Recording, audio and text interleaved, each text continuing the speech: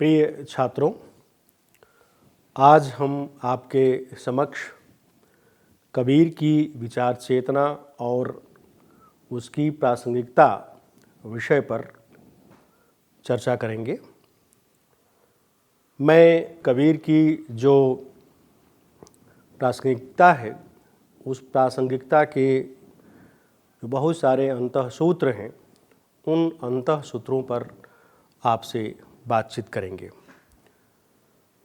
प्रिय विद्यार्थियों, कबीर की जो विचार चेतना है और जो उसकी प्रासंगिकता है, उस प्रासंगिकता को समझने के लिए आवश्यक है कि सबसे पहले हम उनके समय और समाज को देखने की कोशिश करें।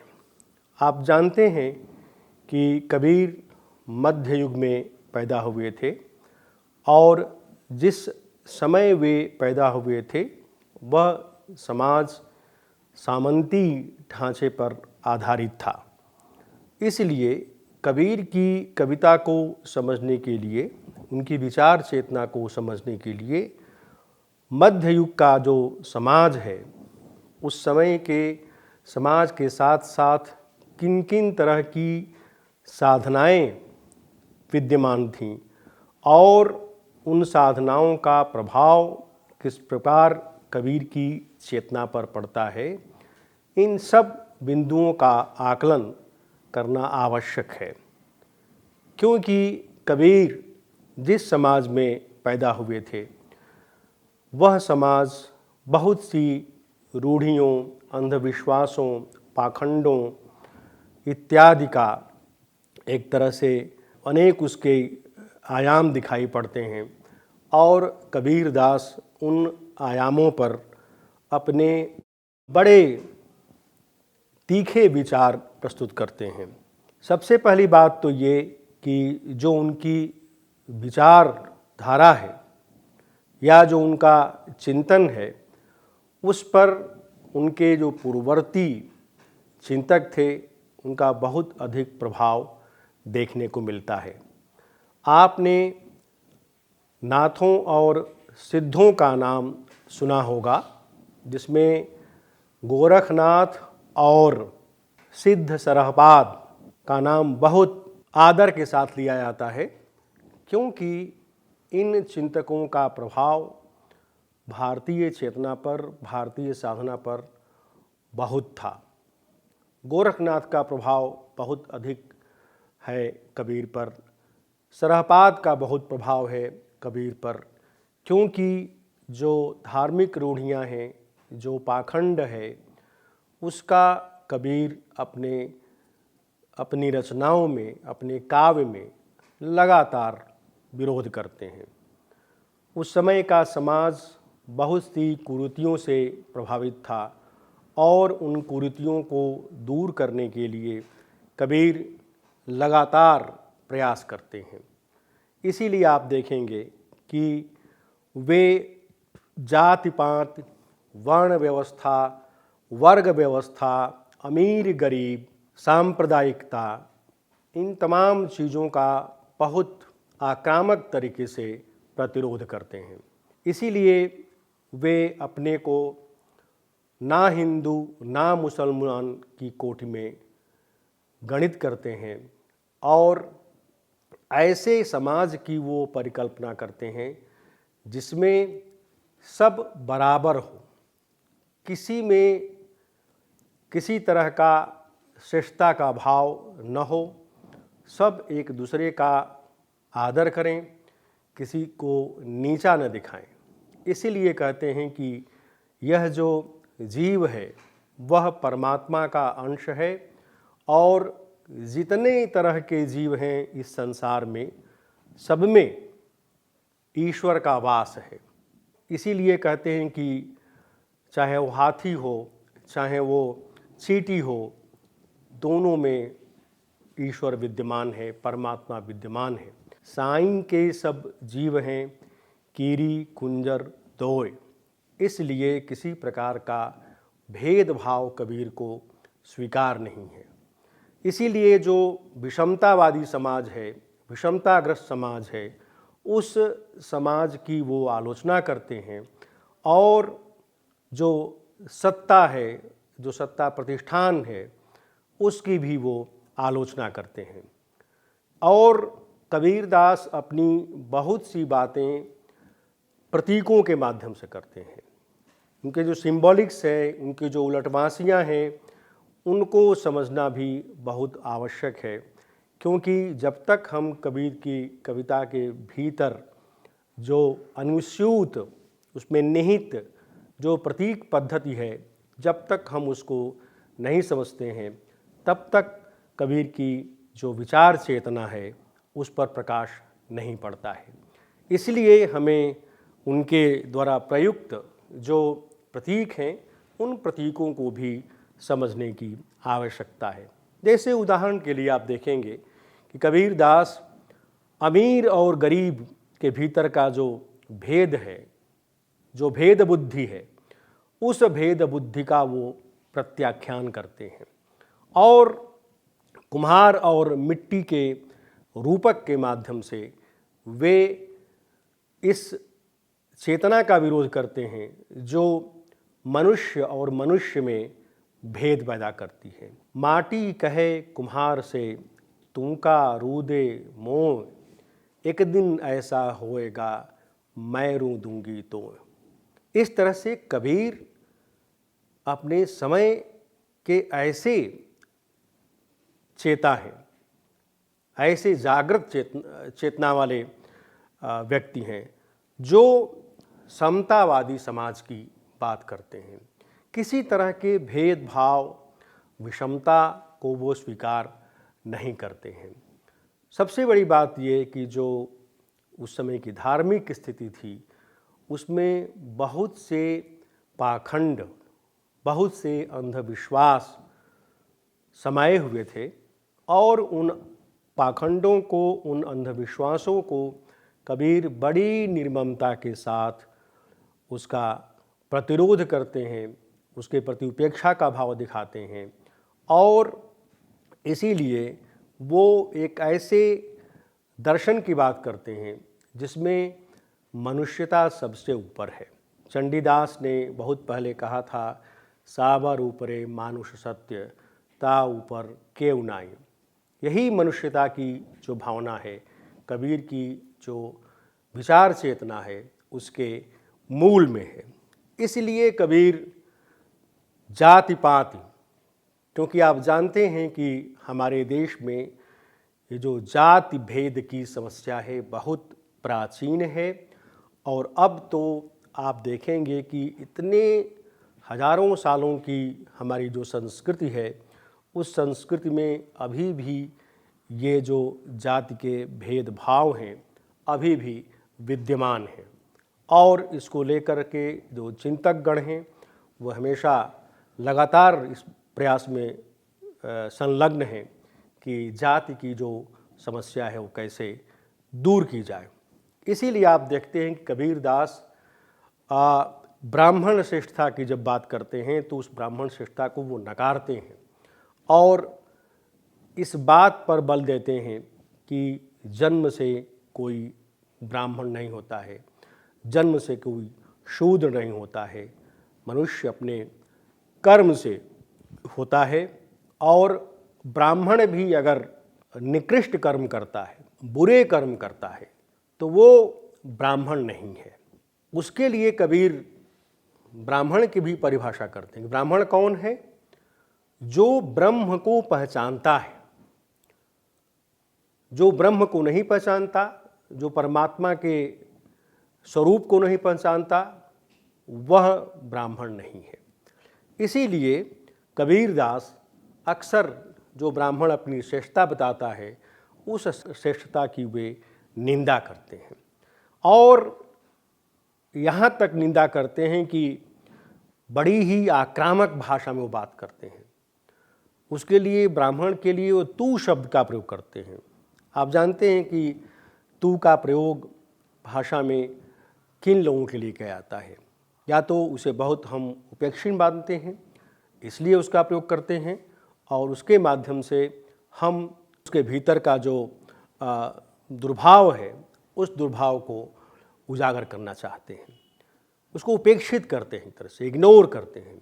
इसलिए कबीर जो है, जो पांडे है, जो ब्राह्मण है, जिसने अपने शास्त्र ज्ञान की बात करके, अपने शास्त्र का उदाहरण दे करके अपनी बात को श्रेष्ठ कहता है, ऐसे पांडे की, ऐसे ब्राह्मण की वे उपेक्षा करते हैं। एक तरह से कबीर शास्त्रवाद का विरोध करते हैं, क्योंकि शास्त्रवाद के माध्यम से वह ब्राह्मण अपनी श्रेष्ठता दिखाता है और चूंकि हमारे समाज में जो वर्ण व्यवस्था है उस वर्ण व्यवस्था के तहत जो अवर्ण जातियां हैं उनको शास्त्र पढ़ने का अधिकार नहीं था।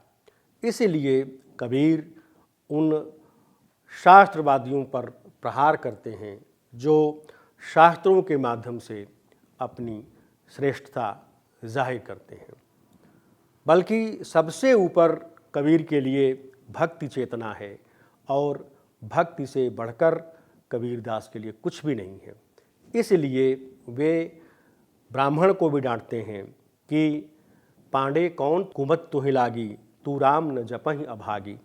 तू अभागा है, जो तेरे भीतर दुष्ट बुद्धि है, निर्बुद्धि है और इस वजह से तू राम को नहीं जपता। तू शास्त्र की दुहाई दे करके अपनी श्रेष्ठता करता है, नीच कर्म करता है, तो ऐसे नीच कर्म करने वाला श्रेष्ठ कैसे हो सकता है।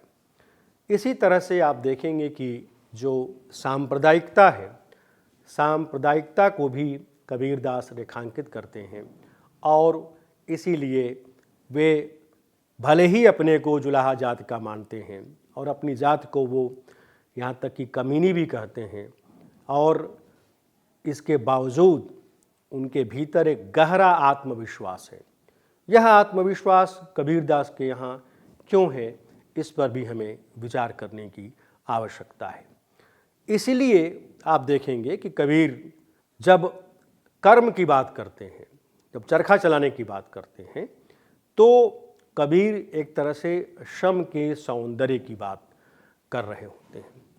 आप मध्य युग का जो निर्गुण संप्रदाय है, संप्रदाय मतलब जो स्ट्रीम है जिसको अंग्रेजी में कहते हैं, संप्रदाय का मतलब यहाँ सेक्ट नहीं है, बल्कि संप्रदाय का मतलब एक निर्गुण जो विचारधारा है, उनके संतों की जो परंपरा है, आप उसमें देखेंगे मेरे प्रिय छात्रगण कि अक्सर इस धारा के जो रचनाकार हैं, इस धारा के जो संत हैं, वे ज़्यादातर अवर्ण जातियों से संबंधित हैं। चाहे वो रैदास हों, चाहे वो दादू हों, ये सब आप देखेंगे कि ऐसे समाज से आए थे जो कि एक तरह से हाशिए का समाज था, उपेक्षित समाज था।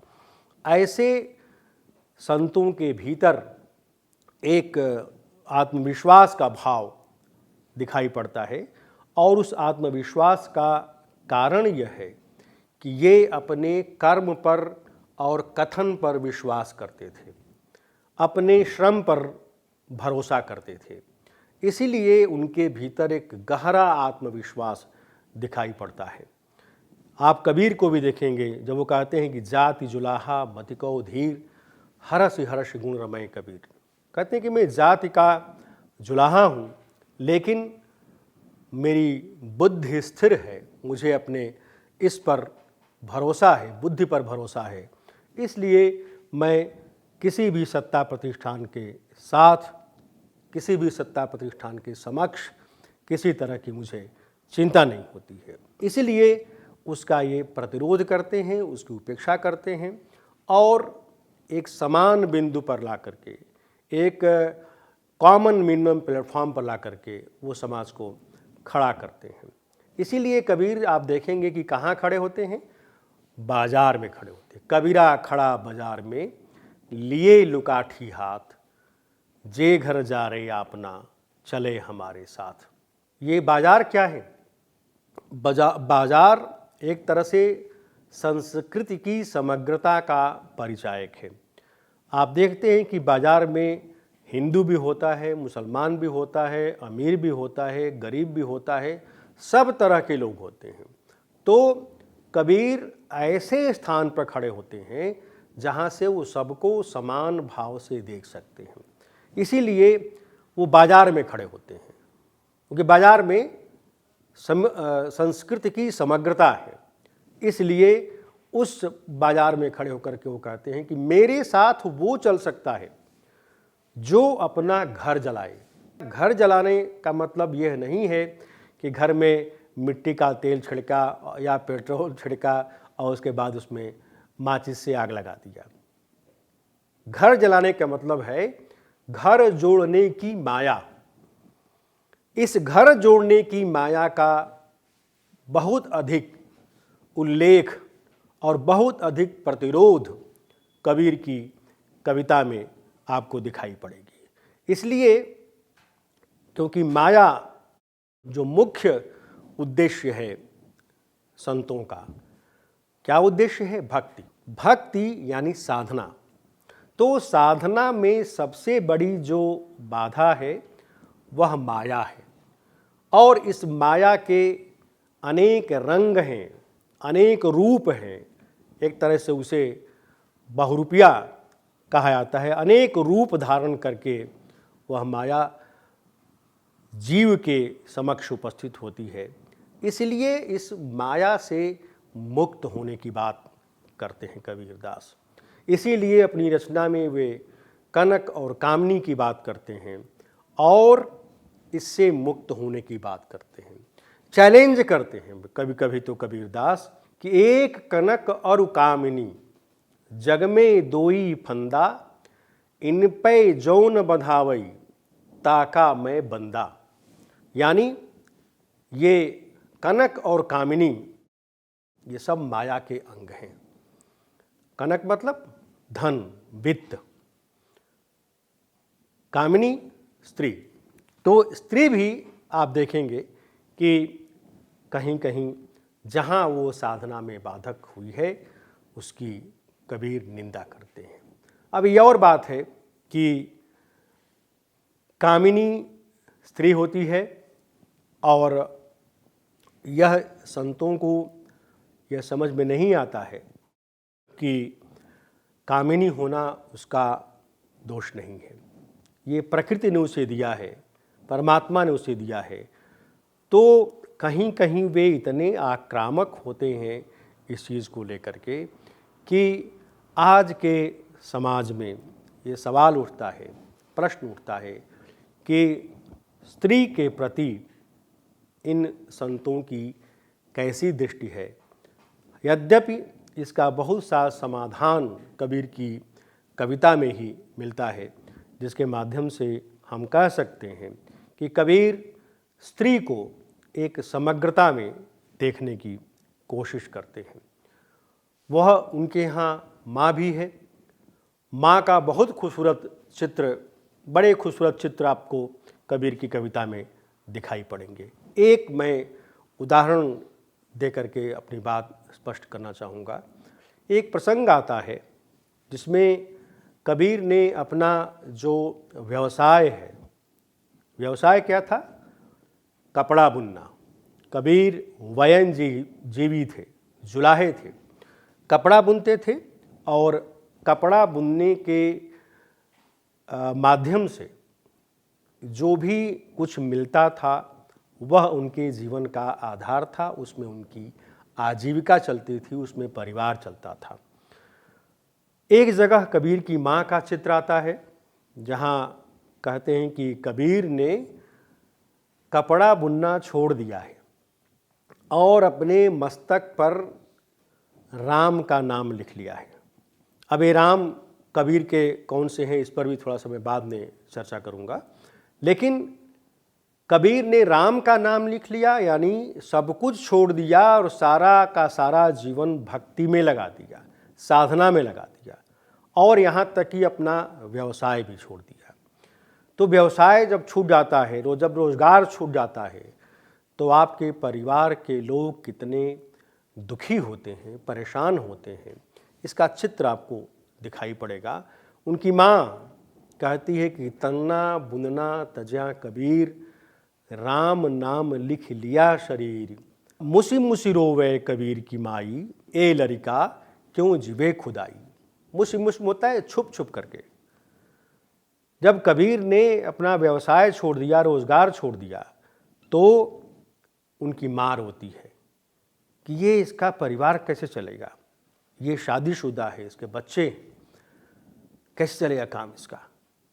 तो माँ जो है चुपके चुपके छुप छुप करके रोती है। छुप छुप करके इसलिए रोती है कि बच्चे को, मेरे पुत्र को ये न पता चले कि मैं बहुत दुखी हूँ उसके इस कार्य से।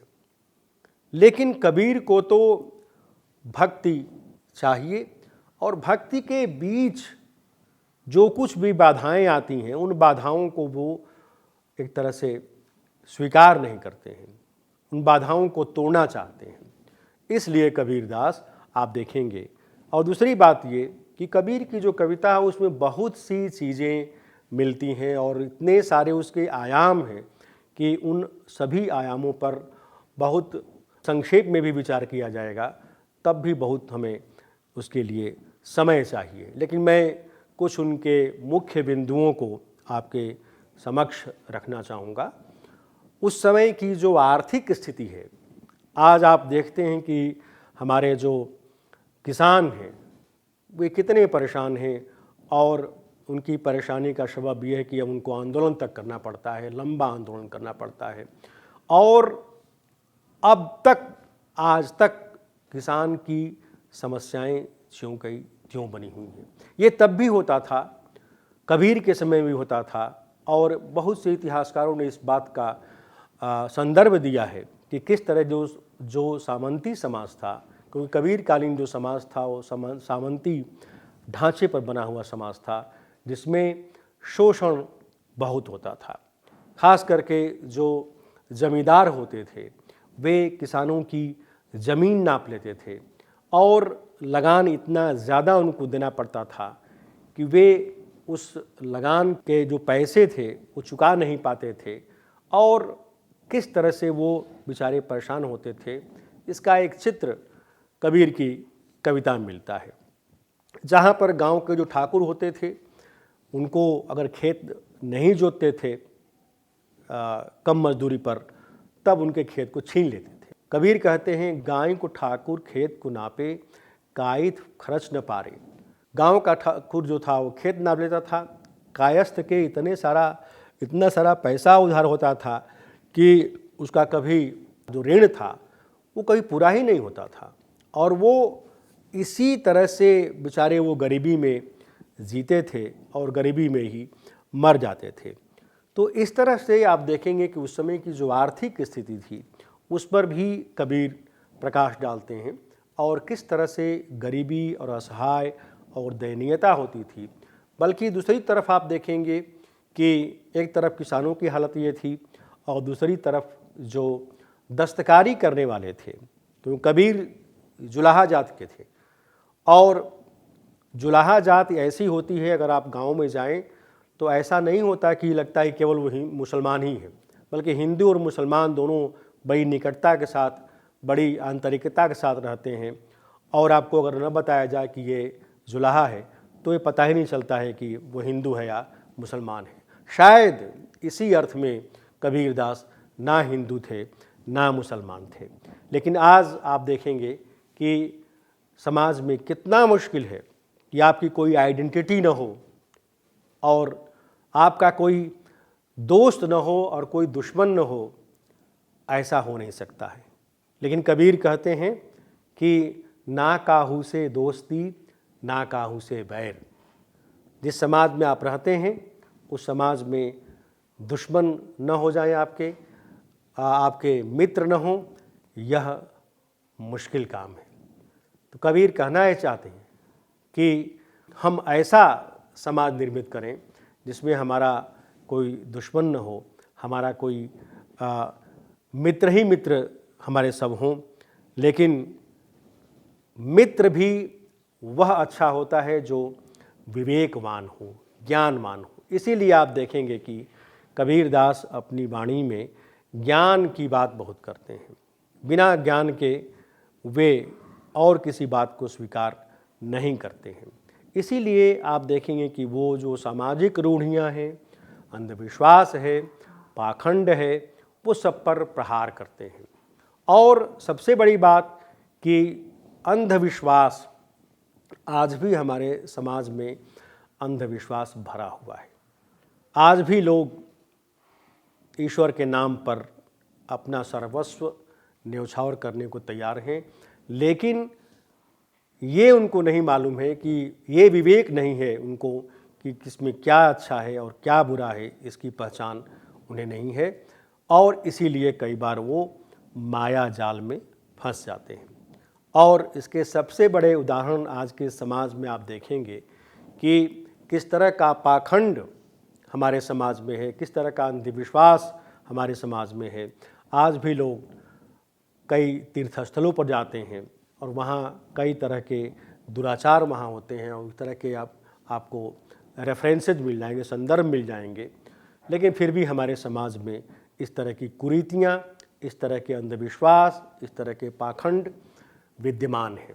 और जो मूढ़ जनता है अभी भी उसी तरह से, जैसे एक भेड़ दूसरे भेड़ को ले आती है, तो ये जो भेड़िया धसान है, ये जो अंधविश्वास है, ये जो अज्ञानता है, यह हमें किस तरफ ले जाता है, इसका सबसे बड़ा उदाहरण देखेंगे। धर्म के नाम पर, ज्ञान के नाम पर, साधना के नाम पर जो आसाराम बापू, जो राम रहीम, इस तरह के जो हमें संदर्भ मिलते हैं, वो इस बात का संकेत करते हैं कि आज भी हमारे समाज में इस तरह की कुरीतियाँ, इस तरह के अंधविश्वास, इस तरह के पाखंड, इस तरह का ठगी विद्या, यह सब अभी भी विद्यमान है। इसीलिए कबीरदास कहते हैं कि आपको न मंदिर जाने की ज़रूरत है, न मस्जिद में जाने की ज़रूरत है। और तभी वो कहते हैं, पाहन पूजें हर मिले, तो मैं पूजूं पहाड़, ताते वह चाकी भली पीस खाए संसार। पत्थर की पूजा करने से अगर ईश्वर मिल जाते तो मैं पहाड़ की पूजा करूं। और उससे तो बेहतर है कि घर में जो चाकी है, पत्थर की चाकी बनी होती है, आपने देखा होगा कि उसमें गेहूं पीसा जाता है। और अब तो खैर चाकी भी लोगों ने देखा नहीं होगा, लेकिन उस समय जो गेहूं से आटा निकालने की प्रक्रिया है वो चाकी के माध्यम से की जाती थी। तो कबीर बहुत ज्ञान की बात करते हैं, साइंटिफिक टेम्पर के रचनाकार हैं। साइंटिफिक टेम्पर मतलब एक आधुनिक मिजाज, मॉडर्न थिंकिंग। मॉडर्न थिंकिंग क्या है कि पत्थर की पूजा करने से कुछ नहीं मिलने वाला, अगर कुछ मिलेगा तो आपको अपने भीतर का जो ज्ञान है उससे मिल सकता है। इसलिए कबीरदास इस तरह के धार्मिक अंधविश्वासों, पाखंडों और कई तरह की चीज़ों का वो विरोध करते हैं। और सबसे बड़ी बात उनकी कविता का जो मूल है, मूल उसमें ये है कि वो एक समता की बात करते हैं, समानता की बात करते हैं।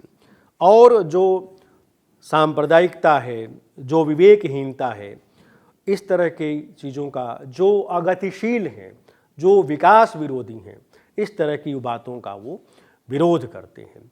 एक और संदर्भ आप ले सकते हैं, जैसे भाषा का सवाल लेंगे। आप जानते हैं कि कबीर जो हैं वो अपनी बात जन भाषा में करते हैं, आम आदमी की भाषा में करते हैं। संस्कृत जो अभिजात भाषा थी, जो एलीट लैंग्वेज थी, उसका वो विरोध करते हैं और वो अपनी बात जनता की भाषा में, आम आदमी की भाषा में करते हैं। सबसे बड़ी बात कि कबीरदास अनुभव सत्य की बात करते हैं। अनुभव सत्य का मतलब कि जो उन्होंने अनुभव से ज्ञान प्राप्त किया है, जो उन्होंने अपनी आँखों से देखा है, उस पर वो विश्वास करते हैं और जो बात हम अपनी आँखों से देखते हैं वो बात ज़्यादा प्रामाणिक होती है। इसीलिए कबीरदास कागज़ में जो लिखा हुआ है, जो किताब में लिखा हुआ है, इसीलिए वेद और कतेब की चर्चा अक्सर करते हैं। और कतेब मतलब कुरान, वेद मतलब हमारे जो वेद हैं, शास्त्र हैं, वो वेद और शास्त्र से ऊपर उठने की बात करते हैं और वो कहते हैं कि जो हमारा स्वानुभव है, जो हमारा अपना अनुभव है, जो हमारा भोगा हुआ यथार्थ है, जो हमारा देखा हुआ सच है, वो ज़्यादा महत्वपूर्ण है और हमें उसकी साधना पर बल देना चाहिए। और जब हम अनुभव सत्य की बात करते हैं, अनुभव के सच की बात करते हैं, तब हमारी बात प्रामाणिक होती है। इसलिए कबीरदास बहुत सारे बंधनों को तोड़ते हैं, बहुत सारे जो हमारे समाज की कुरीतियां हैं, जो समाज को विकास के चरणों पर नहीं चलने देती हैं, विकास की विकास की सीढ़ियों पर नहीं चढ़ने देती हैं, उन मुद्दों को कबीरदास बहुत मुखरता के साथ एड्रेस करते हैं। और अगतिशील जो चिंतन है, जिसमें वैज्ञानिकता नहीं है, जिसमें मनुष्यता को लेकर के उसको आगे बढ़ाने की भावना नहीं है, उस भावना का वो विरोध करते हैं। और उनकी कविता का सबसे बड़ा महत्व इस बात पे है कि वे समभाव से सबको साथ लेकर के चलने की बात करते हैं।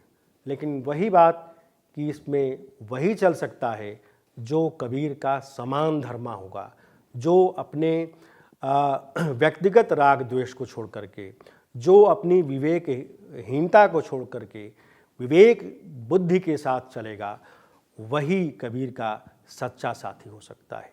इसीलिए कबीर के दोस्त बहुत कम होते हैं।